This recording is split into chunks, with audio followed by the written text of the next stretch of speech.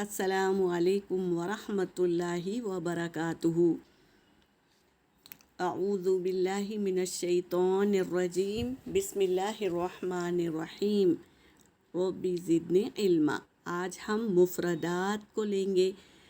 حرف تہجی، الگ الگ حرفوں کو مفردات کہتے ہیں، اور حرف تہجی کتنے ہیں؟ 29 ہے۔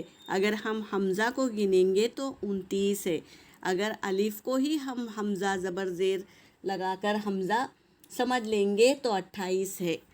اور ان 29 حرفوں میں سے حروف مستفیلہ 22 ہے جنہیں باریک پڑھا جاتا ہے، اور حروف مستعلیہ 7 حروف ہے جنہیں پر پڑھا جاتا ہے: خ، صاد، ضاد، غین، طا، قاف اور ظا۔ حروف مستعلیہ 7 حروف ہے جن کا مجموعہ قصہ، زقتن، قص ہے۔ یہ مجموعے کو ہم یاد کر لیں گے تو حروف مستعلیہ اچھے سے یاد ہو جاتا ہے۔ اب حروف مستعلیہ ہمیشہ پر پڑھے جاتے ہیں، جبکہ حروف مستفیلہ میں سے 3 حروف کبھی پر اور کبھی باریک پڑھے جاتے ہیں۔ وہ کون سے ہیں 3 حروف؟ لام اور را اور الف۔ یہ کیسے پر ہوتے ہیں ہم دیکھیں گے۔ پہلے ہم لام کو لیں گے۔ اللہ کے لام سے پہلے زبر ہو تو اللہ کا نام پر پڑھا جاتا ہے، اللہ۔ اور اللہم کو بھی پر پڑھیں گے، یعنی اللہ کے لام سے پہلے زبر اور پیش ہو تو اللہ کا نام پر پڑھا جائے گا، جیسے اللہم۔ اور اللہ کے نام سے پہلے زیر ہو تو اللہ کا نام باریک پڑھا جائے گا، یعنی پتلا پڑھا جائے گا۔ اب را کو لیں گے۔ کن حالتوں میں را کو پر پڑھا جاتا ہے؟ را کے اوپر زبر یا 2 زبر ہو تو را پر پڑھتے ہیں، جیسے بشرن۔ اگر ہم یہاں پر وقف کر رہے ہیں، رک رہے ہیں، تو 2 زبر کو 1 زبر ہم کو ہٹانا ہوگا۔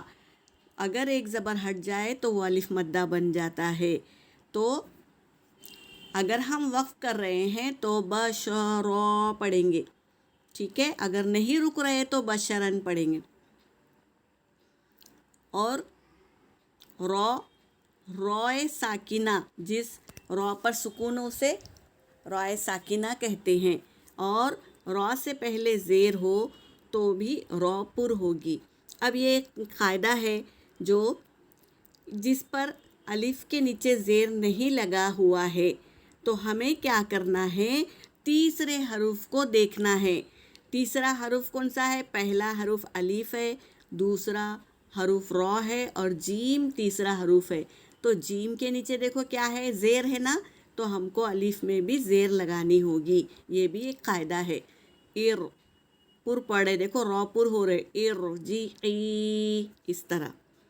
اب را کے اوپر پیش ہو تو بھی را پر ہوتی ہے، تو ہمر پڑھیں گے۔ رک رہے نا ہم تو ہمر پڑھیں گے۔ اگر نہیں رک رہے ہیں، جب وقف کی حالت ہوتی ہے تو 2 پیش کو ساکن کر دیتے ہیں، ہمر پڑھتے ہیں۔ اگر ہم نہیں رک رہے ہیں تو ہمرن پڑھیں گے۔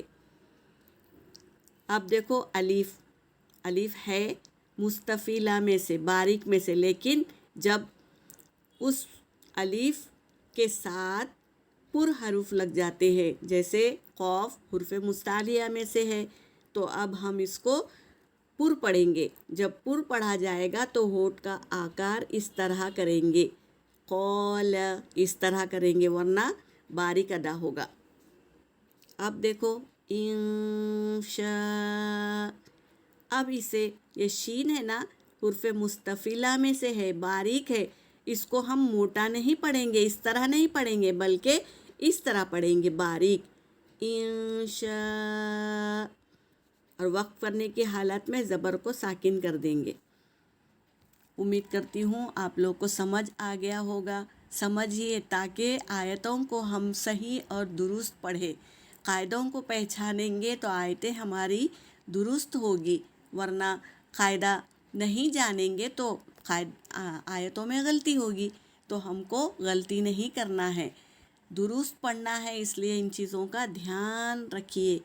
ہمارا کام بلاغ ہے اور ہدایت کا دینے والا اللہ ہے۔ اللہ ہم سب کو سکھا دے، آمین یا رب العالمین۔